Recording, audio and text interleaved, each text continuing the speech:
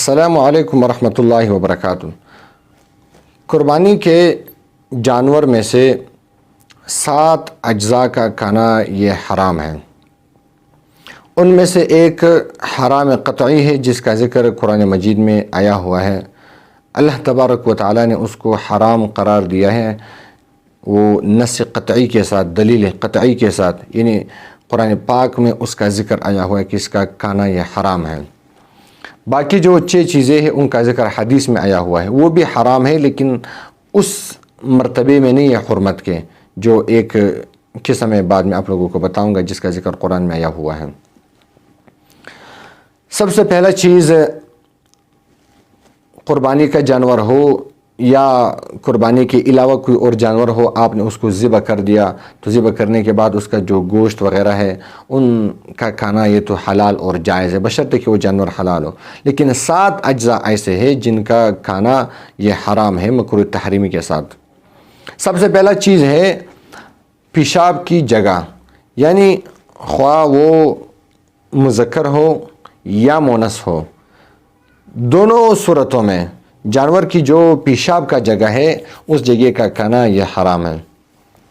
دوسرا جگہ وہ ہے پخانے کی جگہ۔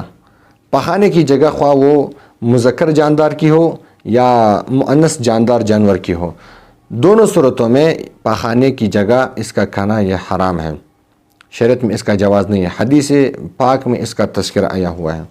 تیسرے نمبر پر مرد جانور یعنی مذکر جانور کے کپورے کھانا، خصیین کھانا، جو بعض لوگ بڑے شوق سے کھاتے ہیں، ان کو بہت ہی زیادہ جو ہے وہ ان میں ایک قسم کی دلچسپی ہوتی ہے، لوگ اس کو کھاتے ہیں، بڑے شوق سے کھاتے ہیں، آپ لوگوں نے بھی دیکھا ہوگا، ان کا کھانا بھی یہ جائز نہیں ہے، مکروہ تحریمی ہے۔ یہ 3 چیزیں ہو گئے۔ چوتھے نمبر پر غدود۔ غدود کسے کہا جاتا ہے؟ غدود کا مطلب ہے گٹھلی، یعنی آپ کو تصویر میں بھی نظر آ رہا ہوگا، جو جمع ہوا خون بھی اس کو غدود کہا جاتا ہے، یعنی جانور کے بدن پہ خون جم جائے اور ایسا گٹھلی بن جائے، گانٹ بن جائے، یا اس کے اوپر کوئی جو ہے وہ بیماری کی وجہ سے اس کے بدن پر ایسی کوئی چیز نکل آئے جس کی کوئی گٹھلی وغیرہ بن جائے، تو اس کا کھانا بھی یہ جائز نہیں، یہ حرام ہے۔ اور اس کے بعد ہے مثانہ، یعنی پیشاب کی جگہ، جہاں پہ پیشاب جمع ہوتا ہے، پیشاب کی جو تیلی ہے اس کا کھانا بھی یہ حرام ہے، شریعت میں اس کا جو ہے وہ اجازت نہیں ہے۔ اور چھٹے نمبر پر پتے کا کھانا بھی یہ شریعت میں جائز نہیں ہے، یہ حرام ہے۔ یہ 6 چیزیں یہ وہ چیزیں ہیں جن کا ذکر حدیث شریف میں آیا ہوا ہے۔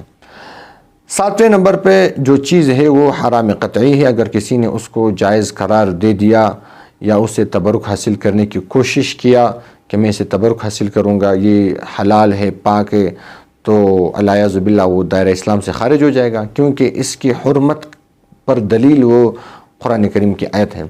وہ ہے دم مسفوح۔ دم مسفوح یعنی جو خون ہے نا، بہنے والا خون، جانور ذبح کرتے وقت جو خون بہتا ہے اس کو دم مسفوح کہا جاتا ہے، یہ حرام قطعی ہے، اس کا کھانا یہ بالکل جائز نہیں ہے۔ یہ 7 چیزیں ہو گئے۔